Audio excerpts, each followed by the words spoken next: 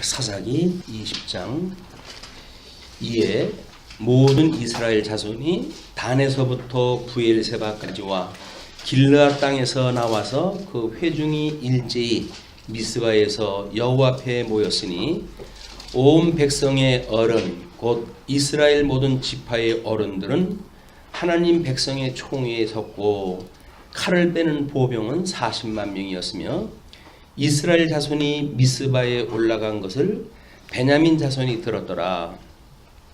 이스라엘 자손이 이르되 이 악한 일이 어떻게 일어났는지 우리에게 말하라 하니 레위 사람 곧 죽임을 당한 여인의 남편이 대답하여 이르되 내가 내 첩과 더불어 베냐민에 속한 기브아에 유숙하러 갔더니 기브아 사람들이 나를 치러 일어나서 밤에 내가 묵고 있던 집을 에워싸고 나를 죽이려 하고 내 첩을 욕보여 그를 죽게 한지라. 내가 첩에 시체를 거두어 쪼개서 이스라엘 기업의 온 땅에 보내었나니 이는 그들이 이스라엘 중에서 음행과 망령된 일을 행하였기 때문이라. 이스라엘 자손들아 너희가 다 여기 있은즉 너희의 의경과 방책을 낼지니라 하니라. 오늘은 언약자손의 범죄 결과입니다. 해서 원래 19장 27절부터 이제 소개가 되어진 건데요. 그래서 일단 그 고발과 골육 상잔에 대한 이야기가 20장 1절로 7절까지 소개를 해드렸습니다. 그래서 우리 지난 시간에 그냥 뭐 19장으로 해가지고 30장까지 확인한 바에 의할 것 같으면 지금 그 여인이 그래서 욕보여서 있는 상태를 보고 그 다음에 그 데려다가 그 시신을 끌어다가 12먹을 내가지고 각 지파에 보냈던 그런 그 일이 우리가 전에 확인했다 했던 이 이야기입니다. 그런데 그런 그 이야기를 듣고 모든 이스라엘 자손이 12지파가 다 모였어요. 다 모여가지고 일단 이런 그 일들이 어쩐 일이냐라고 해가지고 일단 시신을 토막내가지고 보낸 사람한테 질문을 갖다 하니까 여차저차해서 이래노라라고 자신의 이야기를 소개를 했다 합니다. 우리는 아마 뭐 국회에서라든지 뭐 어떤 그 회의에서 일반적으로 결의하는 내용을 보게 되면 이 결의라고 하는 그것은 나름대로 어떤 약속에 의해서 되어지거든요. 약속에 의해서 되어지기 때문에 이 약속이 뭐 우리 정관에 되어졌던 뭐 회의에서 결정되었던 의견이 되어졌던 이거를 집행을 할 때에는 이것이 결의된 내용이 이 집행을 할 때는 약속의 근거를 갖다 해가지고 집행을 하도록 되어져 있는 거예요. 그런데 만약에 이런 근거에 어긋나거나 방법상 오류가 있다고 한다면 그 결의대로 집행되지 않았기 때문에 거기서 집행되어진 모든 것들은 사법상 법을 집행했다 해가지고 하는 사법상 부정당할 수밖에 없는 겁니다. 그건 안 된다. 그런 이야기거든요. 그래서 우리가 뭐 회의에서 이야기했을 적에도 회의에 있는 절차를 무시하게 되면 회의 끝에 아니요 라고 이 선언을 갖다 하게 되면 그 결의는 무효가 돼버리는 거예요. 그래서 회의에는 이 절차, 순서, 근거 이런 것들을 해가지고 결정이 돼야 정당성을 얻고 또 그것이 결의에 의해서 집행을 갖다 할 수가 있는 건데 일단 여기에서 오늘 있었던 그 사건은 물론 당한 일이 억울하고 이루 말할 수 없도록 잘못되어진 일이지만 그 일이 결정되어지는 그 순서를 보게 되면 시신을 토막을 내가지고 뭐 보낸다든지 이런 일들을 할 수가 없는 일이에요. 하나님 언약자손들한테 뭐 시신에 대한 장례 그런 그 어떤 근거법이라든지 이런 걸로 보게 되면 거기에 다른 사람은 뭐 이제 참여할 수도 없고 그 시신에 대한 보존에 대한 의미 뭐 이런 것들이 있기 때문에 할 수 없는 일을 갖다 해가지고 집행이 되어진 겁니다. 그냥 이 집행되어진 거는 문제가 있는 거예요. 절차상 문제가 있는 거예요. 그냥 하나님이 그 원하시는 이 법의 근거가 있는가에 대한 문제인데 절차에 문제가 있으니까 이 사람들이 처음에는 이런 험악한 일이 어떻게 이렇게 있을 수 있느냐라고 문제 제기를 했는데 그 이야기를 하면서 이 사람이 뭐 잘했다 잘못했다도 하는 이야기가 아니라 자기는 피해자라는 거죠. 이 피해자. 이 피해자가 있으면 가해자가 있게 마련이죠. 이 가해자가 있는데 피해자가 자기 피해 사실을 피력을 갖다 하고는 이 가해자를 자기가 지목을 갖다 해가지고 뭐 시신을 죽였으니까 가해자라고 볼 수가 있겠지만 너희들은 이걸 어떻게 하는 게 옳다고 생각하느냐라고 해가지고 문제 제기를 갖다 해요. 이것이 이제 7절까지 이야기거든요. 그래서 너희가 다 여기 있은즉 너희의 의견과 방책을 내치니라 라고 이야기를 하니까 이 사람들은 지금 절차를 먼저 문제를 삼고 뭐 일을 진행하다 해야 되는데 느닷없이 지금 너희들은 방책을 갖다 제시하라 이렇게 이제 돼버리고 만 거야.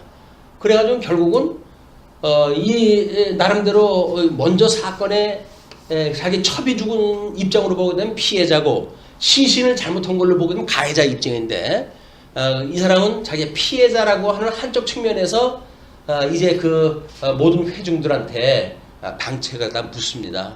이 사람이 오히려 주인이 되어졌고 모든 그 모였던 40만이라고 하는 그 이스라엘 총회는 이 사람의 방책을 대응을 딱 할 수밖에 없는 입장이 돼버린 거예요. 이 논법이. 그래서 우리가 이런 하나님의 기뻐하신 뜻이 무엇인가를 근본적으로 생각하지 않으면 과정적인 걸로 해가지고는 옳다 뭐 이럴 수가 있겠죠. 그러나 우리가 이제 우리 하나님께서 주셨던 이스라엘 백성들한테 하나님의 그 복과 나라라고 하는 것을 이제 주셨는데 이 나라에서 보게 되면 생육하고 번성하고 그다음에 땅에 충만하고 그리고 땅을 정복하고 그리고 다스리라 라고 해가지고 우리 사회적인 법 또는 뭐 이 땅이니까 농경사회에서 땅 차지하는 것이 경제적인 영역 아니에요? 그런 그 영역 이게 땅언약이라고 이렇게 이야기를 하고 통치언약이라고 이렇게 이야기를 하는데 자선언약, 땅언약, 통치언약을 주님께서 이렇게 하신 거예요. 이게 이렇게 주시기로 한 거예요. 이게 법이란 말이에요. 이것이 이제 소위 말하고 있는 법이에요. 근거예요.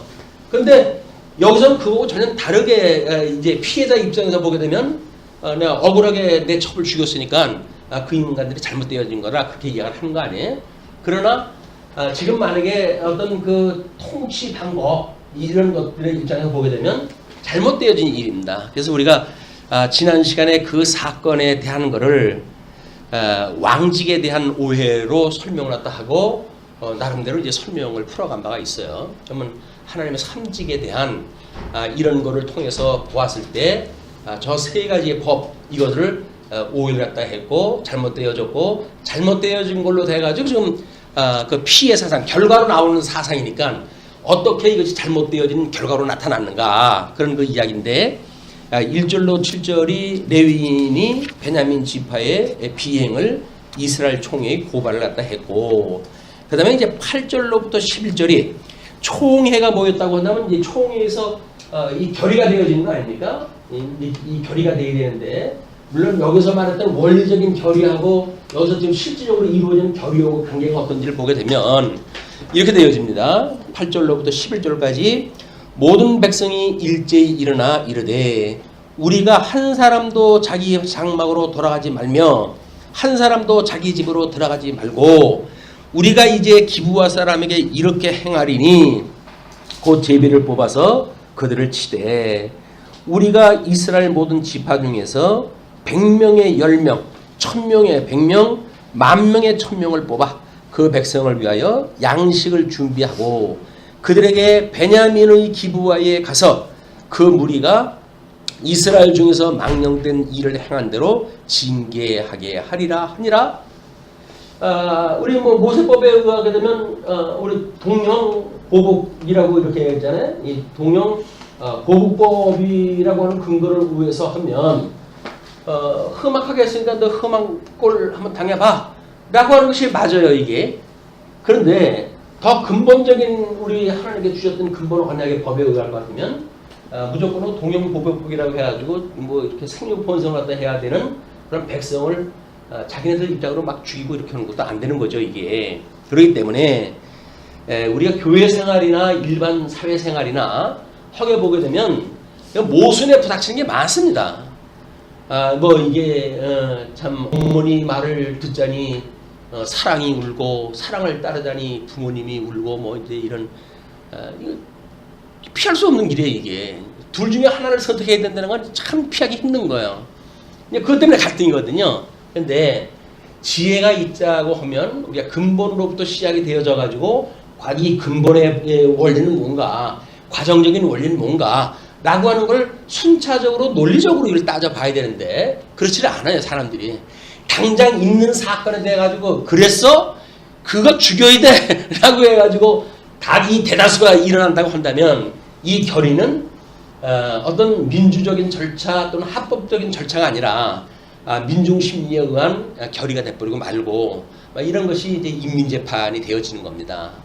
뭐 중세 때도 마녀 사냥이라든지 이런 것들이 전부 이 인민재판에 의해서 되어지거든요. 저는 말은 기독교 문화지만 기독교 문화가 아니라 완전 만신행위가 되어지는 거야. 기득권자들에 의해 가지고 장난을 치고 교묘하게 일 만들어내고 그러다 보게 되면 거기다가 이제 상대방을 갖다가 뭐 마녀 사냥을 갖다 해가지고 그 뭐 고문술이라고 하는 것이 그때 다 만들어졌다고 그래요. 얼마나 고문이 치열하게 만들어졌는지 기계 틀에다 넣어가지고 그냥 뭐 기름 짜듯이 짜내는 방법, 그냥 뭐 이 침을 박은 철판에다 끼워가지고 그냥 그 고통을 주는 방법, 이루 말할 수 없는 그 고문법을 개발할 때 해가지고 그리스도의 정의를 위하여 뭐 이렇게 가지고 집행을 하는 거예요. 완전 인간 말종들입니다. 그런데도 명분은 뭐냐면 그리스도의 사랑을 위하여, 하나님의 의를 위하여 뭐 이렇게 이야기를 하는 거예요. 이것이 정말 명분이 맞는 그런 이 과정들인가 하는 걸 우리가 끊임없이 고민할 때 해야 될 일이거든요. 하나님이 우리 이제 믿음의 선배들은 창세기 1장 28절의 이 근거를 도덕법의 어떤 걸 설명을 하면서 어디에 그런 이야기가 있느냐라고 했을 때 창세기 1장 27절로 28절을 제시를 하다 해요. 그러니까 하나님의 형상을 따라 지음을 받은 사람들 아닙니까? 그럼 하나님의 형상을 따라 지음을 받았는데 그 하나님의 형상을 따라서 지음받은 이 인간에 대한 거를 어떻게 행위언약으로 인해 가지고 뭐 우리가 이게 죄를 졌고 은혜언약으로 해서 회복이 되어졌다라고 했을 때 하나님이 우리들의 이런 하나님의 형상을 따라 지었던 인간이 과연 부족한 인간이었던가? 분명히 창세기에서는 하나님의 우리의 형상을 따라 사람을 만들자라고 이야기를 했고 그 만들고 하나님 기뻐하셨어요. 그러면 이 인간은 죄를 가지고 있는 인간이 아닙니다. 이때는. 그래서 이제 하나님께서 섭리하셨던 것을 우리는 창조 사역이라고 하는 그 영역과 그 다음에 섭리 사역이라고 하는 그런 그 영역으로 구분을 갖다 해가지고 믿음의 선배들은 이야기 풀어나간 거예요. 그래서 여기에는 하나님이 죄라고 하는 것이 여기 있을 수가 없다. 다만 이제 그 죄를 통해 가지고 양대 언약을 이루시고 이 작전과 예정을 이루시기 위해서 섭리 사역을 하시기 위해서 에덴을 창설하시고 거기에서 행위 언약을 주시고 그래서 멸망을 하게 하고 이제 그렇게 섭리를 했다 그 이야기거든요. 그렇기 때문에 우리 어떤 죄의 문제라든지 뭐 이런 걸 이야기를 할 때 어떻게 보면 답답할 만큼의 표현들이에요. 하나님께 죄를 뭐 허용적 작정이라든지 이런 그 이야기는 우리가 꽤나 비판했던 그 이야기거든요. 근데 이 사람들이 이걸 몰라가지고 쓴 건 아닐 거란 말이에요. 왜냐면 일부는 회복에 참여가 되어지지만 일부는 아주 징벌을 받아가지고 지옥으로 갈 수밖에 없는 거예요. 그렇다고 한다면 그들이 이 죄로 인해 가지고 타락되어진 것이 회복시킬 건데 왜 그러면 이 타락하는데 내버려 뒀습니까? 라고는 질문이 나오게 되어지는데 그걸 하나님께서 허용이라고 하는 것으로 그 의미를 설명하지 않았는가 싶어요. 우리 구약성경을 읽을 때 하나님께서 하나님의 이름을 망령되이 일컫지 말라 라고 하는 이유로 해가지고 그 유대인들은 여호와라고 하는 이름이 나왔을 때 그걸 묵음 처리한다고 그랬잖아요. 여호와라고 하는 걸 입 밖에서 내질 않고 묵음 처리를 갖다 했다고 하는 그 이야기는 하나님의 이름을 망령되이 여기지 않는다고 하는 그 근본 정신이 어디서 그런 거예요. 그게 그냥 그 자체를 비난한다는 건 또 옳지도 않습니다. 그만큼 우리가 이런 하나님의 사역을 섭리했을 때 하나님께 어떤 그 누가 될 만한 이런 설명을 마치 우리들이 생각하는 것만큼 논리적으로 설명이 되어졌다 라고 하는 걸로 해가지고 칭찬을 받은 일인가, 아니면 이렇게 어떤 여백을 두고 설명함으로 해서 이제 지혜가 있는 자는 깨닫게 되어지겠죠. 그걸 뭐 거기서 정답 얻어가지고 뭐 결판 내리는 게 아니잖아요. 믿음 안에 섭리했다 해갈 거니까. 지혜 있는 자가 하나님께 지혜를 줘가지고 이거를 이제 이해를 해간다고 한다면 허용이라고 하는 그런 의미를 마음 넓게 설명을 받아들일 수가 있고, 그렇다고 한다면 구원받는데 하등 문제가 없는 일들이에요. 근데 그거를 논리를 밝힌다고 해가지고 뭐 절대 주권자 뭐 하나님의 그런 어떤 그 옳고 그름을 설명하듯이 무자르듯이 하나님의 사역을 설명하는 방법이 과연 옳은 방법일까에 대한 이런 마음이 요즘 와서 들어요. 나이 먹고 보니까 그런지 그렇게 옳다고 해가지고 무자르듯 하는 것도 그게 아니다.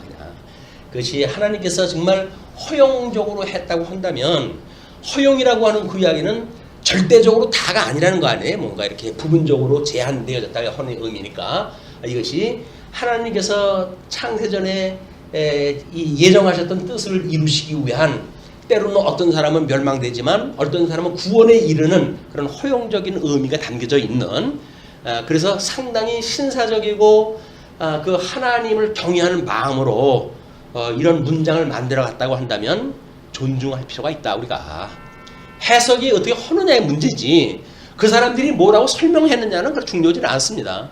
우리가 만약에 이거를 이 사람들의 그런 의도가 파기되어져 가지고 이걸 고급지게 재해석이 되어진다고 한다면 우리가 오히려 지혜로운 사람들이죠.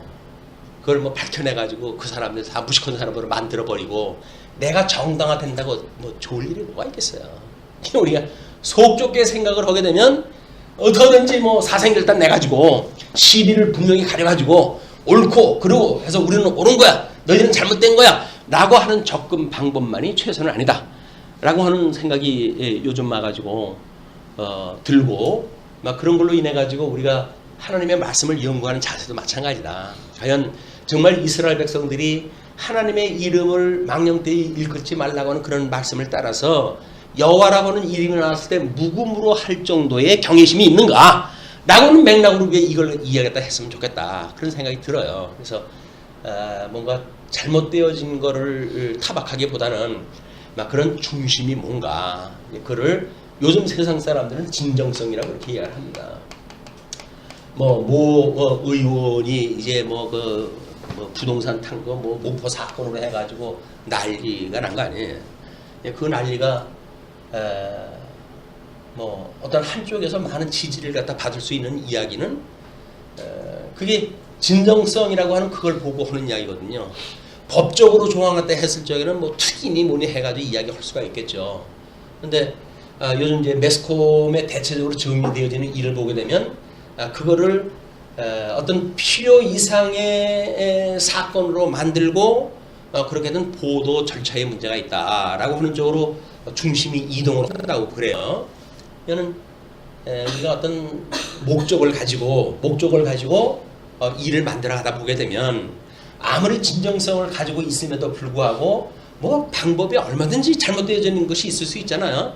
그럼 그걸 가지고 만약에 매장을 시켜버린다고 한다면 그분이 진정성을 가지고 했던 모든 사업이 끝이 나겠죠. 그걸로 인해 가지고 뭐 자기 사비를 들여가지고 뭐 그 외국에 그런 거를 이제 소개했던 일들 뭐 이런 것들이 다른 사람들 다 외면하고 있을 때 그 사람이 했던 일인데 과연 그분의 진정성이 무언가를 우리가 보고 있는 그런 관점으로의 역사를 해석하는 것에 대한 문제이기도 해요. 그래서 이제 우리 이런 그 일이 문제가 봤을 때 그렇게 보여지는 겁니다. 그래서 8절로부터 보게 되면 총의 결의가 이렇게 떨어지거든요. 자기 집으로 가지 말고 그리고 제비를 뽑아가지고 우리 10분의 1씩 사람들을 남겨가지고 공격을 하자 이렇게 결의가 됐어요. 그 성읍을 치려고 모였더라 라고 하는 것이 결의된 상황인데 12절로부터 16절 보게 되면 베냐민 지파의 불복종이 이제 언급이 되어집니다. 이스라엘 지파들이 베냐민 온 지파의 사람들을 보내어 두루 다니며 이르기를 너희 중에서 생긴 이 악행이 어찌 됨이냐. 그런즉 이제 기브와 사람들 곧 그 불량배들을 우리에게 넘겨주어서 우리가 그들을 죽여 이스라엘 중에서 악을 제거하여 버리게 하라 하나 베냐민 자손이 그들의 형제 이스라엘 자손의 말을 듣지 아니하고 도리어 성읍들로부터 기브아에 모이고 나가서 이스라엘 자손과 싸우고자 하니라. 이 사람대로 이제 발전이 돼가요. 이걸로 해가지고 미안하다 잘못했다 뭐 이렇게 해가지고 처리가 됐으면 좋겠지만 너희들 우리가 이렇게 결의했어. 너희들 참석 안 해? 그리고 그들을 갖다가 우리 대신해가지고 재판하거나 심판하진 않아? 그렇다고 한다면 우리가 공격할 거야 라고 나오니까 그래? 그럼 한번 해보지 뭐 이렇게 되어진 거야. 그래가지고 자기 지파 사람들이 다 성에 모여가지고 전쟁을 준비하게 되어집니다. 이것이 하나님 앞에 이게 하나님 앞에 범죄의 결과라고 그랬잖아요. 그러니까 통치 언약, 우리 메시 언약으로 해가지고 우리 선지직, 그다음에 우리 뭐 왕직, 제사직, 이게 삼직에 대한 오해로 인해 가지고 지금 하나님이 없다고 하는 그런 그 세상의 정치로 이게 전략이 돼버렸단 말이에요. 그러면 절대 주권자이신 하나님이 없이 인간적인 방법으로 시비를 가릴 수 있는가? 그게 없는 거예요, 이게. 그 없는 걸 보여주는 고발 사건이에요, 이게. 우리들한테는 어떤 주의 뜻이 아니면 너희들이 가지고 있는 시비를 가지고 이걸 가릴 수 있는 문제가 아니다. 그런 그 이야기거든요. 근데 우리는 끊임없이 시비를 가리고 싶어 해요. 나는 옳고 넌 그러다라고 하는 그런 입장에 접근이 되어지기 때문에 그렇지는 않습니다. 만약에 그러한 일이라거나 그렇게 되면 하나님께서 그거를 처리를 해 가시겠죠. 우리가 약속되어진 것이 아니라고 한다면, 그렇다고 한다면 어떤 그 죄를 정하거나 하는 일은 유보하는 것이 상당히 신사적일 수가 있겠다. 그런 거 생각이 들어요. 그래서 그분이 예를 들어서 뭐 약속대로 안 했다든지, 뭐 우리 이번에 그 노예에서 이제 그 힘들어진 일도 바로 이런 겁니다. 회의 절차 무시하고 가지고 이러고 저러고 했던 문제 때문에 일이 확대가 되어지고 확대되어진 걸로 해가지고 결국은 너희들은 같이 못 살겠다고 뛰어나간 거 아니에요. 얘는 이 사건하고 똑같아요. 그런 일들이 어떤 시비에 얽히게 되면 일은 확장되어지게끔 되어져 있어요. 본질적인 문제가 뭐냐라고 보지를 않고 방법적인 문제를 가지고 이야기를 하게 되면 이것이 어차피 내 편 안 된다고 하는데 좋아할 사람이 누가 있어요. 그러니까는 만만한 사람들끼리 짝짝꿍 해가지고 결단이 내고 일이 이상한 대로 비약이 되어지는 그런 모습을 우리 뭐 자주 발견됩니다. 자주. 자, 그런데 이제 그 12절서부터 불복종을 갖다 하고 도리어 성읍들로부터 이제 자손을 쌓아오고자 이렇게 하고 그때의 성읍들로부터 나온 베냐민 자손의 수는 칼을 빼는 자가 모두 26,000명이요. 이쪽에 40만인데 26,000명이요. 그 외에 기브와 주민 중 택한 자가 700명인데 이 모든 백성 중에서 택한 700명은 다 왼손잡이라 물매로 돌을 던지면 조금도 틀림이 없는 자들이더라. 그러면 우리가 이제 그 칼 창검으로 해가지고 싸우던 시대에 물맷돌이라고 하는 그 이야기는 대공포 수준이에요. 이건 원격 공격이 가능하니까 이걸 우리 이북하고 남한하고의 그 전쟁 어떤 그런 입장에서 대치 국면들 이거 보게 되면 일촉즉발의 그런 시간들이 우리 지나왔죠. 다행히 뭐 지금 잠잠해져가지고 나름대로 그 사람들도 GP를 무너뜨리고 우리도 GP를 갖다 무너뜨리고 어떤 일선에 있었던 배치되어 있던 그런 그 대공폰이 뭐 자주폰이 이런 거를 후방으로 배치를 갖다 하고 이런 게 일시적인지 뭔지 모르지만 그것 때문에 그래도 이제 숨을 돌리고 우리 사는 거야 이게. 오늘 이 전쟁이 일어나냐 내일 전쟁이 일어나냐 이렇게 우리가 힘들어 있었는데 그렇게 되어지는데 이것이 대치 국명으로부터 뭔가 좀 이렇게 쉬어지게 될 때 이것이 하나님께서 어떻게 섭리하다 하시는가 이거 이제 봐야 되는데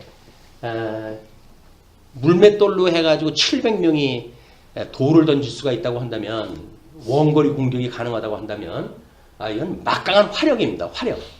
이 전력 자체가 화력을 가지고 있는 사람들이 이 사람들은 다른 사람들은 칼 가지고 창 가지고 뭐 이게 싸우는데 그거는 싸움이 될 수가 없는 이런 것으로 지금 되어져 있다. 그래서 17절로 23절을 보시게 되면 베냐민에 패한 총의 연합군이 이제 소개가 되어져요. 베냐민 자손 외에 이스라엘 사람으로서 칼을 빼는 자의 수는 14만 명이니 줄여가지고 이제 14명이 됐어요. 14만 명이 다 전사라. 이스라엘 자손이 일어나 베델에 올라가서 하나님께 여쭈어 이르되 우리 중에 누가 먼저 올라가서 베냐민 자손과 싸우리까 하니 여호와께서 말씀하시되 유다가 먼저 갈지니라 하시니라. 하나님한테 질문을 갖다 해요. 지금 자기네들 다 정해놓고 하나님한테 묻는 게 뭐냐면 누구부터 올라갈까요? 이제 그 이야기예요. 근본적으로 하나님의 뜻이 뭡니까? 묻지는 않고 다 자기네들 결의를 갖다 해놓고 그 다음에 누구부터 올라갈까요? 그 이야기는 뭐 때문에 기도를 했다고 한 거죠? 승전을 위해 그러는 거예요. 승전을 위해 가지고 전쟁은 어차피 벌어졌으니까 우리가 싸움에 이기려고 한다면 하나님 앞에 방법을 물어보자. 그 이야기는 방법을 갖다 물어보자. 그 이야기입니다. 그러니까 아니 원리상으로 봤을 때 하나님 우리가 이렇게 하는 것이 옳습니까? 그럽니까? 하나님의 뜻을 알려주세요 라고 해가지고 결의가 돼야 되는데 결의는 지네 마음대로 해놓고 그 다음에 이 성전을 위해 가지고 방법을 하나님한테 묻는 거예요. 그래서 하나님이 응답해 주시는 그 응답이 이기라고 하는 응답인지 지라고 하는 응답인지는 모르겠어요. 뭐 읽어보면 그 결과가 나오겠지만 인간의 그런 의도를 알고 계신 하나님이 이런 어떤 메시아 기름 부음 받은 자의 통치력이 아닌 자기네들끼리 총회를 갖다 만들어 가지고 뭐 했던 일들이 과연 옳은가 그런 그 일이기 때문에 그렇습니다. 그런데 유다가 먼저 갈지니라 이렇게 대답을 들었어요. 근데 이스라엘 자손이 아침에 일어나 기브아를 대하여 진을 치니라. 이스라엘 사람이 나가 베냐민과 싸우려고 전열을 갖추고 기브아에서 그들과 싸우고자 하며 베냐민 사람이 기브아에서 나와서 당일에 이스라엘 사람 2만 2천 명을 땅에 엎드려 드렸으나 2만 2천 명이면 대단한 그 손실입니다. 전략상. 그럼 엎드려 드렸으나 이스라엘 사람들이 스스로 용기를 내어 첫날 전열을 갖추었던 곳에서 다시 전열을 갖추니라. 이스라엘 자손이 올라가 여호와 앞에서 저물도록 울며 여호와께 여쭈어 이르되 내가 다시 나아가서 내 형제 베냐민 자손과 싸우리까 하니 여호와께서 말씀하시되 올라가서 치라 하시니라. 자, 이제 두 번째니까 하나님께서 울며 기도를 했다고 그러니까 너희들의 마음을 이제 알겠다. 그러면 올라서 쳐라. 그래서 명령이 떨어졌어요. 그래서 24절로부터 44절까지 골육사장과 상잔과 베냐민의 대패가 소개가 되어집니다. 그 이튿날에 이스라엘 자손이 베냐민 자손을 치러 나가매 베냐민도 그 이튿날에 기브아에서 그들을 치러 나와서 다시 이스라엘 자손 18,000명을 땅에 엎드려 뛰었으니 다 칼 빼는 자였더라. 18,000명이 또 죽었어요. 아이성 공격하는 거고 똑같습니다. 지금 이에 온 이스라엘 자손 백성이 올라가 베델에 이르러 울며 거기서 여호와 앞에 앉아서 그날이 저물도록 금식하고 번제와 화목제를 여호와 앞에 드리고 이번에 임명권 그것 때문에 그 야당에서 단식을 했더라고요. 그런데 5시간 30분 리레이 금식이라고 이렇게 이름을 지어가지고 했어요. 그래서 다른 사람들이 5시간 30분이면 간헐 금식 그런 게 있기 때문에 공복 기간이 길어가지고 살 빼는 방법이 그거 하자는 거냐 뭐 하는 거냐 지금 놀리는 거냐 장난하는 거냐 뭐 이래가지고 비아냥거리고 그랬던가 봐요. 그랬더니 수장이 나타나가지고 우리가 너무 어떤 인체적인 그런 문제를 하지 말고 경각심을 고취시키기 위해서 그렇게 했던 거다. 이렇게 이야기했더라고 해명을 했더라고요. 이 사람들이 이제 금식하고 울고 이제 하나님 앞에 매달렸어요. 그 금식을 하고 번제와 화목제를 여호와 앞에 드리고 완전 제사까지 드려요. 이스라엘 자손이 여호와께 물으니라. 그때에는 하나님의 언약궤가 거기 있고 아론의 손자인 엘라살의 아들 비느하스가 그 앞에 모시고 섰더라. 이스라엘 자손들이 여쭈기를 우리가 다시 나아가 내 형제 베냐민 자손과 싸우리까 말릴까 하니 여호와께서 이르시되 올라가라. 내일은 내가 그를 내 손에 섬겨 주리라 하시는지라.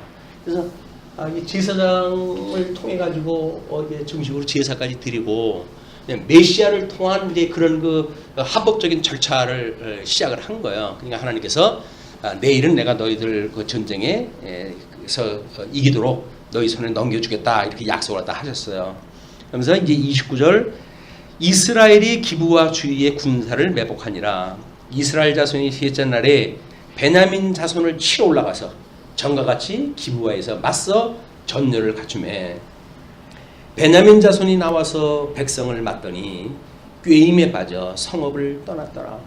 그래서 우리가 반복되어지는 어떤 그런 그 일들이 반복되어지는 그 일에 우리는 경계를 갖다 해야 돼요. 왜냐면 이 반복되어진다고 하는 건 익숙함입니다. 익숙함. 그 익숙함이라는 이건 뭐예요? 어떤 이런 걸 하나님의 기뻐하시는 뜻이고 뭐고 그 상관이 없어요. 그냥 반복되어지는 어떤 그런 거에 의해 가지고 이게 체질화되어지는 거니까 쟤네들 우리한테 게임도 안 돼. 나가면 백전백승이야. 이미 두 번이나 이겼으니까. 그래서 이 반복되어지는 거에 우리는 경계심을 가질 필요가 있다. 그러면 하나님의 뜻을 우리가 이룰 때도 하나님의 뜻이 뭡니까? 라고 하는 질문을 통해서 우리들의 일거수일투족을 살아가는 게 아니라 뭐 어저께나 오늘이나 여상하신 하나님 이렇게 생각이 드니까 하나님과 똑같은 방법으로 우리 처신을 갈 수가 있거든요. 근데 상황이 다 다른 건데 단순히 반복적인 어떤 그런 걸 가지고 하는 거를 우리가 율법주의적인 일이라고 이렇게 합니다. 그 일이 하나님이 기뻐하시는 그 의가 무엇인가에는 관심이 없이 율법주의적인 입장에서 우리 훈련되어진 대로 뭐 우리 주의라고 이렇게 이야기를 하죠. 주의. 그래서 우리가 어떤 주의 주장을 만들어 놓고 그리고 어떤 그런 원리가 세워지게 되면 깊은 생각 없이 그냥 이렇게 살아가는 거예요. 이것들이 우리들을 하나님을 신령과 진정으로 드리는 예배가 아니라 관습적인 그냥 예배가 되어지기가 십상이다. 그래서 우리들의 어떤 마음을 드리는 예배가 아니라 그냥 습관에 의해 가지고 어저께 한 대로 해가지고 연물 외듯이 하고 대표적인 것이 주기도를 우리가 주문화하는 거니까 주문화. 그 주기도는 하나님께서 우리 주님께서 가르쳐 주신 기도인데 진정성을 가지고 기도하는 것이 아니라 주문식으로 해가지고 달달달달 외워가지고 마치 일이 되어지는 것처럼 보이는 이런 그 일은 이제 하나님 앞에 진정을 보여주는 일이 아니다. 신령과 진정이라고 하는 건 많은 사색이 필요해요. 우리 내면속에 성찰이 필요한 겁니다. 그냥 훈련되어진 대로 뭐 이렇게 해서 까이거 대충 이렇게 하게 되면 하나님께서 받지도 않으셔요. 우리 마음을 보고 받으시는 분인데 마음이 없는 거 그냥 뭐 이렇게 습관처럼 드리는 걸 가지고 주님께서 그걸 왜 받으시겠어요? 하나님께 받지 않는 제사를 갖다 우리는 난 하나님 앞에 했어 라고 하는 자기 핑계를 위해 가지고 드리는 예배밖에 안 되는 거예요. 이게 이런 신령과 진정으로 드리는 것에 대한 문제는 매우 우리의 내면적 우리 세계를 좀 풍성하게 만들고 그리고 치밀한 그런 성찰에 대한 시간도 필요하다. 신앙생활 훈련대로 되어져 가고 뭐 명분 따라 가지고 그냥 하고 뭐 할 수 있어요. 그렇게. 근데 그게 과연 하나님께서 기쁘셨냐, 기뻐 받으시냐 아니냐의 문제죠. 그것이 하나님께서 기뻐 받으시지 않는다고 한다면 뭐 그 신앙생활 못 해요. 그럼 하나님하고 상관없는 일들을 해가면서 하나님하고 우리가 상관이 있는 관계성을 가지고 진정성이 있는 신령과 진정으로 드리는 예배인가라고 하는 영적 예배. 이것이 우리는 영적 예배라고 이렇게 이야기를 해놨어요. 영적 예배. 이것이 신령한 제사란 말이에요. 하나님 앞에 드리는 관제로 드리는 그런 제사의 문제이기 때문에 하나님 앞에 영적 예배인가 아니면 관습적으로 해가지고 그냥 습관에 의해서 드리는 예배로 끝나는가라고 하는 문제는 우리가 깊이 생각할 필요가 있다. 신앙생활을 오래 하면 오래 갈수록 더 해요. 이게 관습적으로 우리가 이렇게 돼가는 일이 습관에 몸에 배잖아요. 몸에 배이기 때문에 자연스럽게 나올 수 있는 일이기 때문에 자꾸 우리 내면 세계를 성찰하는 일은 중요하다. 자, 이제 그렇게 되어졌는데 29절로부터는 하나님께서 우리 아직은 44절까지 그냥 계속 나가네요. 이스라엘의 기부와 주위에 군사를 매복하니라. 이스라엘 자손이 셋째 날에 베냐민 자손을 치러 올라가서 전과 같이 기부에 이제 맞서 전열을 갖추고 베냐민 지산 나와가지고 백성을 맞는데 꾀임에 빠져가 성읍을 떠나버린 거예요. 그러니까 그들이 큰 길, 곧 한쪽은 베델로 올라가는 길이요, 한쪽은 기부와의 들로 가는 길에서 백성을 쳐서 전과 같이 이스라엘 사람 30명 가량을 죽이기 시작하여서 맞아, 이거 치면 죽는 거야. 나한테 걸리면 너 오늘 잘 걸렸어 나한테. 그래가지고 30명 가량 죽이기 시작을 했는데 베냐민 자손이 스스로 이르기를 이들이 처음과 같이 우리 앞에서 패한다 하나 이스라엘 자손은 이르기를 우리가 도망하여 그들을 성읍에서 큰 길로 꿰어내자 하고 이스라엘 사람이 모두 그들의 처소에서 일어나서 바알다말에서 전열을 갖추었고 이스라엘의 복병은 그 장소 곧 기브와 초장에서 쏟아져 나왔더라. 온 이스라엘 사람 중에서 택한 사람 10,000명이 기브와에 이르러 치매 싸움이 치열하나 베냐민 사람은 화가 자기에게 미친 줄을 알지 못하였더라. 이건 하나님께서 이기한 전쟁이었어요. 여호와께서 이스라엘 앞에서 베냐민을 치심에 당일에 이스라엘 자손이 베냐민 사람 25,100명을 죽였으니 다 칼을 빼는 자였더라. 이에 베냐민 자손이 자기가 패한 것을 깨달았으니 이는 이스라엘 사람이 기브와에 매복한 군사를 믿고 잠깐 베냐민 사람 앞에 피함에 복병이 급히 나와 기브와로 돌격하고 그 다음에 나아가며 칼날로 온 성읍을 쳤음이더라. 처음에 이스라엘 사람이 복병 사이에 약속하기를 성읍에서 큰 연기가 치솟는 것으로 군호를 삼자 하고 이스라엘 사람은 싸우다가 물러가고 베냐민 사람은 이스라엘 사람 30명가량을 쳐 죽이기를 시작하며 이르기를 이들이 틀림없이 처음 싸움같이 우리에게 패한다 하다가 연기 구름이 기둥같이 성읍 가운데에서 치솟을 때에 베냐민 사람이 뒤를 돌아다 보매 온 성읍의 연기가 하늘에 닿았고 이스라엘 사람은 돌아서는지라 베냐민 사람들이 화가 자기들에게 미친 것을 보고 심히 놀라 이스라엘 사람 앞에서 몸을 돌려 광야 길로 향하였으나 군사가 급히 추격하며 각 성읍에서 나온 자를 그 가운데에서 진멸하니라. 뭐 그냥 역사적인 그 객관적인 사실이니까 그들이 베냐민 사람을 에워싸고 기브 앞 동쪽까지 추격하며 그 쉬는 곳에서 짓밟음에 베냐민 중에서 엎드러진 자가 18,000명이니 다 용사더라. 그래가지고 성읍은 불타고 그리고 도망가던 자 추격해가지고 또 공격을 했다 하고 그래가지고 사면초가가 되어져 가지고 결국은 수많은 그런 그 피해를 입게 되어진 사건이 44절까지 소개가 되어진 겁니다. 그래서 우리 아마 그 골육 상잔이라고 하는 베냐민의 대패 언약자손은 12지파로 되어진 것이 언약자손이에요. 소위 여기서 말하고 있는 이 메시아는 이 언약자손을 이야기를 하는 겁니다. 그래서 하나님께 주셨던 언약자손이 하나님의 나라를 통치하게 되어졌을 때 그 통치 방법이 무엇인가? 하나님께서는 이 메시아를 통해 가지고 통치하신다는 거거든요. 왕직과 제사장과 선지직을 통해 가지고 하나님 나라를 통치해서 해가신다는 이야기인데 이거를 알지 못하고 언약자손이 12지파가 이제 합해져야 되는데 12지파에서 지금 한 지파 골인하게끔 하는 거 아닙니까? 싸움 자체가 무모한 싸움이었어요 이게.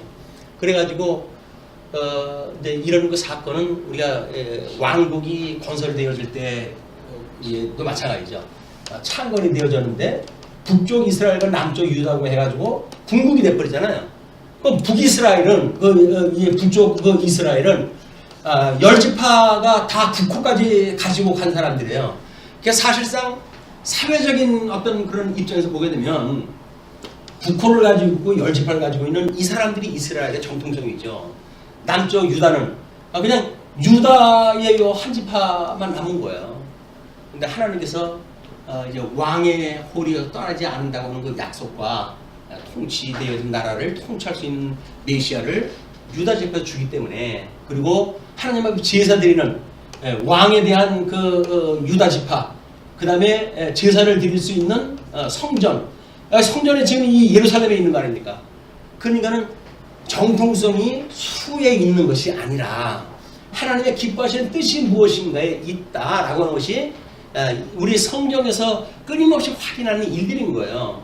하나님이 기뻐하시는 뜻이 뭐냐? 진짜 온전한 이런 그 성전이 예루살렘 지역에 있다고 한다면, 비록 한 지파라 할지라도 왕의 홀이 떠나지 않는다고 그랬었는데, 여기 유다 지파 하나만 있다고 할지라도 통치 언약 또는 제사 언약 이런 것들이 다 이루어질 수 있다고 한다면 정통성은 여기에 있는 거다. 숫자에 있는 게 아니에요. 중요한 법된 교회는 과연 어떤 진리를 우리가 가지고 있는가가 관건이지, 숫자가 많다고 해도 교회가 아닙니다.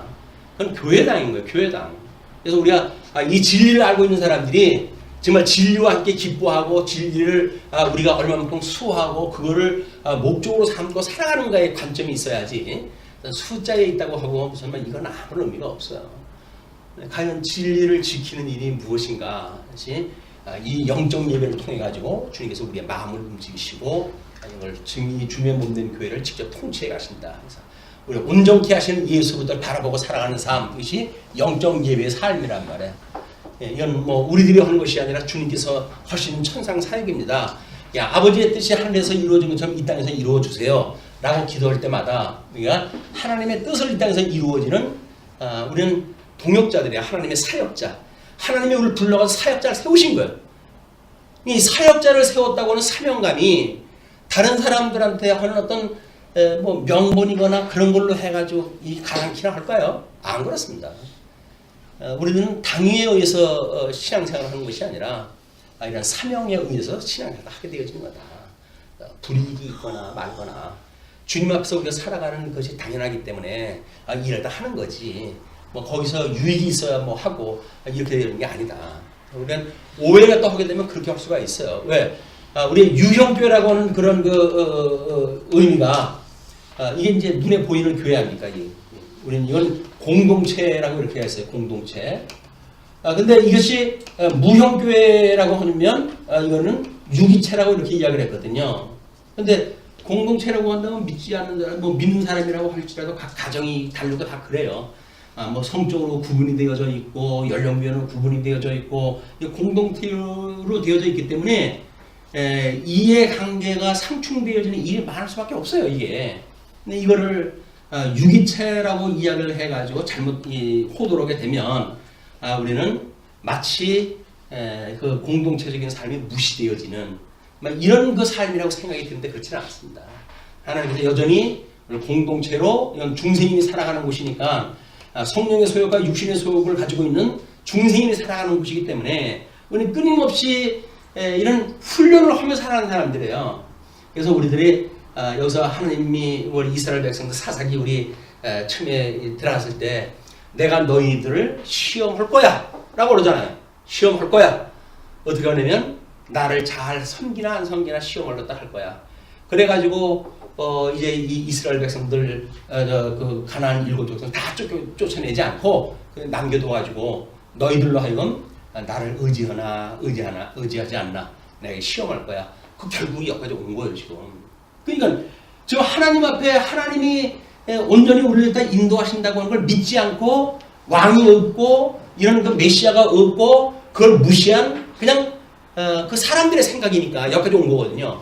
이것이 범죄였다.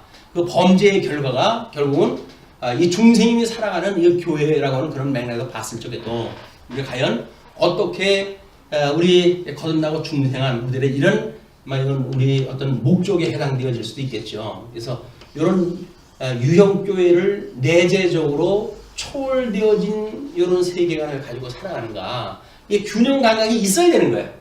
균형 감각이 있어야 되는데 우리는 뭐 유기체야. 그래서 이미 뭐 하나님 나라 백성 다 된 건데 뭐 이렇게 이야기했다 해가지고 이 유형교회를 무시한다고 한다면 그것도 균형이 깨진 거야. 그리고 이거를 강조하다 하는 바람에 이걸 무시한다고 하더라도 그건 균형감이 없는 거예요. 우리가 어떻게 이 내재적으로 초월되어진 세계관을 가지고 주님의 몸된 교회의 성도로서 영적 예배를 드리며 살아갈 것인가, 이것도 대단히 우리한테 집중력이 연구가 필요한 거예요. 훈련이 필요한 거예요, 이것이. 그래서 믿음으로 우리 성장을 할 때 유아 세대를 받고 부모님의 어떤 이 종교적인 지도 이런 걸 받으면서 성장할 때 했던 사람들하고 뭐 성장되어져 가지고 우리 예수님 믿는 거 다릅니다. 이 분위기, 이 밭이. 그렇기 때문에 어떻게 우리가 이런 거를 균형 감각을 가지고 신앙생활을 할 것인가는 끊임없이 말씀을 통해서 우리가 선별할 수밖에 없어요. 이런 것들이 훈련이 필요하고, 이 훈련은 개인적으로 묵상하고 깨달아가는 생각은 어렵습니다. 이것이 이제 소위 뭐 연령대가 비슷하거나 뭐 전도회로 묶어져 있거나 이렇게 할 때 토론을 통해 가지고 끊임없이 이것이 우리가 문제 제기되어지고 답을 얻고 이래가지고 뭔가 이걸 합을 맞춰가는 일일 거란 말이야. 우리 중심의 믿음의 수준에 따라 가지고 이런 수준은 각자 다르지만 우리 뭐 A라고 하는 전도라고 한다면, 전도회라고 한다면 A라고 하는 전도의 수준에 맞는 것이 결정이 되어지고 B의 수준에 맞는 사람들도 B의 수준이 맞겠죠. 이런 걸 위해 가지고 끊임없이 성도들의 교제가 필요한 거다. 이런 걸 무시해놓고 그냥 뭐 다니는 거, 뭐 이렇게 하는 거, 이런 거에 빠져버리게 되면 뭐 이러기 위해서 교회 다닙니까? 이런 회의가 만들어지는 거야. 기껏 열심히 했는데 뭐 알아주는 사람도 없고, 에이씨 내가 이러려고 하나 뭐. 이렇게 되면 좌절하는 거 아니야. 이게 좌절돼버리는 거야. 그래서 우리 이런 그 훈련이 있어가지고 동남풍이 불거나 동풍이 불거나 남풍이 불거나 우리 하나님 앞에 동풍아 불어라, 남풍아 일어나라, 내가 주님 앞에 나갈 것이다 라고는 그런 그 믿음의 수준이 내공을 키우는 일이다. 내공을 통해 가지고 하나님의 그런 믿음을 성장해가는, 이것이 실로 우리한테 뭐 아주 재미난 그 일 아니겠어요? 뭐 일지를 갖다 만들어 놓고 이걸 한다고 그런다면 더 재미난 일이겠죠. 과연 뭐 그것이 복잡한 일이니까 그래도 토론을 통해서 말씀을 상고하고 그러면서 이런 의미가 무엇인지 생각하고 이런 일은 매우 중요하다. 자, 그런데 이제 그들이 몸을 돌려 광야로 도망하였으나 45절입니다. 림몬바이에 이르는 큰 길에서 이스라엘이 또 5,000명을 이삭주부터 또 급히 그들을 따라 기돔에 이르러 또 2,000명을 죽이니, 완전 낙엽 죽기 하는 거예요 이제. 시신을 갖다가 그냥 생육하고 번성하라고 했던 이 하나님의 가장 기본적인 언약이 무색할 정도로 오직 승리에만 눈이 멀어져 있는 이런 인간의 사악성을 우리가 보게 되어집니다. 그러니까 우리가 지금 인간 사람을 죽이는 문제로 이게 되어졌지만 뭐 돈을 벌기 위해 가지고 수많은 사람들을 죽이지는 않는가요? 아니면 여기서 다른 명예를 얻기 위해서 다른 사람을 갖다 짓밟지는 않는가요? 이런 사회적으로 만들어지는 수많은 요소들이 있을 거예요. 그런 것들을 과연 우리가 얼마나 사색을 통해서 말씀의 묵상을 통해 가지고 깨닫게 되어지고 나는 죄인 중에 괴수입니다 라고는 고백이 나올 수 있을까? 왜 우리 믿음의 선배들은 이걸 가지고 도덕법이라고 하는 그런 것으로 놓았을까? 왜냐면 이걸 이루어 가기 위한 우리의 모든 삶이에요. 이게 그냥 우리의 삶이 그냥 이거 사랑을 해라고 그랬다, 사랑으로 퉁쳐버린다고 한다면 내가 사랑을 했는지 안 했는지 뭘로 알아요? 내가 했다고 그러면 그냥 하는 건가요? 사랑 안 했다고 고백을 갖다 해야 사랑 아닌가요? 아니잖아요. 아마 그 남자들의 경험상 아내하고 싸웠을 때 제일 곤혹스러운 게 그거거든요. 싸움이 나오면 일단 남자는 피해요. 그래가지고 그걸 모면하기 위해서 미안해, 내가 잘못했어. 그렇게 지나가면 얼마나 좋겠어요. 여자는 꼭 되묻습니다. 뭘 잘못했는데. 근데 남자가 사실 잘못해가지고 잘못했다는 거 아니거든요. 그냥 그 현장을 우리 무마하고 뭐 그래 자잘 그런 거 가지고 우리가 글을 깐 게냐 뭐 이렇게 해가지고 딴에는 첫사랑을 끄집어내가지고 뭐 이야기도 하고 강조도 하면서 그래서 그냥 모면하자 이야기를 하는데 여자가 짚고 들어오는 거예요. 뭐 잘못했는지 구체적으로 대라 그 이야기거든요. 뭘? 헐 그래. 남자들 헐 그래요. 아 내가 뭘 그래가지고 이제 싸움이 끝이 난다고 아니면 뭐 집중적인 싸움이 되어지거든요. 그렇기 때문에 우리 하나님 앞에 끊임없이 아유 하나님 감사합니다. 주님이 묻죠. 뭘 감사한데? 그러면 뭐 다요 그래요. 다요. 다가 아니라 구체적으로 한번 이야기를 해봐. 아유 뭐 주신 것도 감사하고 뭣도 감사하고 뭐 이렇게 할 거 아니겠어요? 근데 왜 성질을 냈어? 라고 물어보면 뭘 할 거예요? 그럼 우리 이렇게 감사했다 해도 구체적인 감사가 아니라니까요. 그냥 훈련되어진 거 공부하면서 아 범사에 감사하고 항상 기뻐하고 쉬지 말고 기도하라고 했으니까 그냥 그것이 우리를 향하신 예수 그리스도 안에서 하는 기뻐하신 뜻이라고 그러니까 우리가 그러고 살아가는 당연한 거 아니야? 이렇게 이야기한단 말이에요. 근데 정말 그러냐를 주님께서 물어보게 되면 그렇지 않은 거예요. 전혀 그러고 살질 않아요. 구체적으로 하나님 앞에 참 하나님 저는 이게 말할 수 없는 죄인이요 라고 하는 고백을 하더라도 주님께서 뭘 잘못했는데 라고 이야기를 하게 되면 주님 뭐 다죠 뭐 제가 하나님 앞에 잘못하지 않은 게 뭐가 있습니까? 다 잘못한 거죠. 그러니까 믿음이 큰 것 같잖아요. 저는 죄인 중에 괴수죠. 뭐 제가 그걸 조목조목 따져야 됩니까? 이렇게 해야 하는데 아니야. 한번 따져보자. 뭐 잘못했는지 한번 이야기를 해봐. 그럼 사실 뭐가 죄인지 몰라요. 우리가. 뭘 잘못했는지 몰라요. 우리 주변 사람한테 뭘 했는지 몰라요. 내가 사랑한다고 하는 사람 앞에 사랑이라고 하는 이름으로 뭘 저질렀는지 모른다니까요. 그러면서 무슨 사랑을 이야기하고 죄인을 이야기를 합니까? 의의 기준이 뭔지를 모르고 우리가 어떻게 하나님의 은혜를 이야기할 수가 있느냐고요. 그냥 우리는 퉁치는 거예요. 그냥 다 퉁치는 거. 나 같은 죄인을 우리 주님께서 용서해 주셨어. 언제 용서해 줬는데?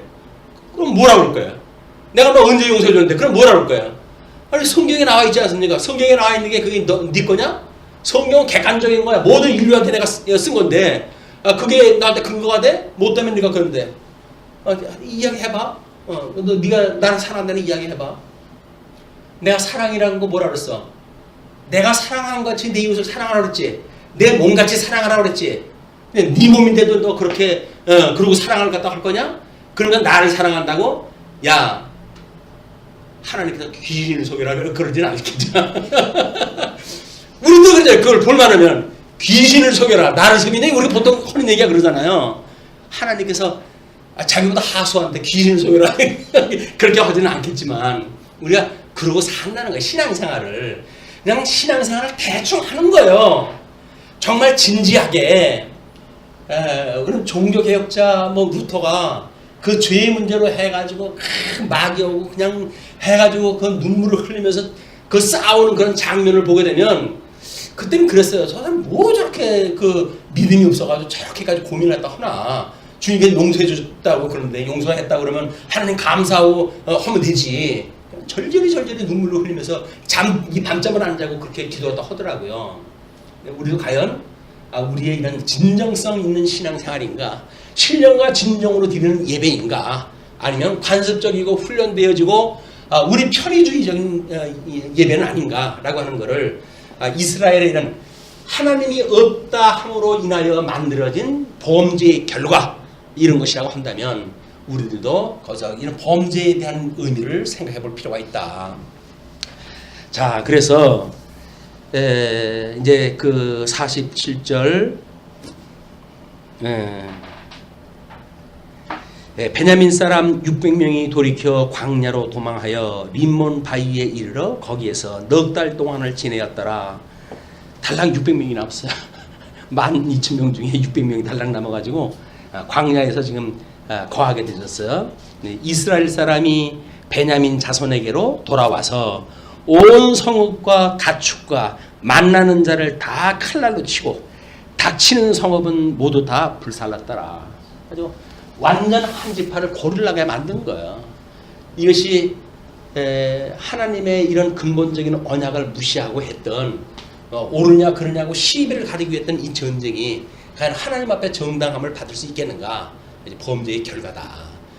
우리 하나님의 이런 그 뜻이 무엇인지를 모르게 되면 이 수단을 정당화하고 그래가지고 우리가 얼마나 대의명분을 가지고 하나님 앞에 범죄를 다 하는지 우리 내면 세계가 이렇게 살아가고 있다. 이걸 성찰하는 그런 기회가 되어줬으면 좋겠습니다.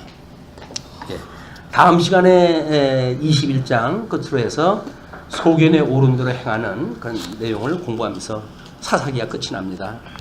기도하시죠. 예, 자비로우신 하나님 아버지 은혜를 감사합니다.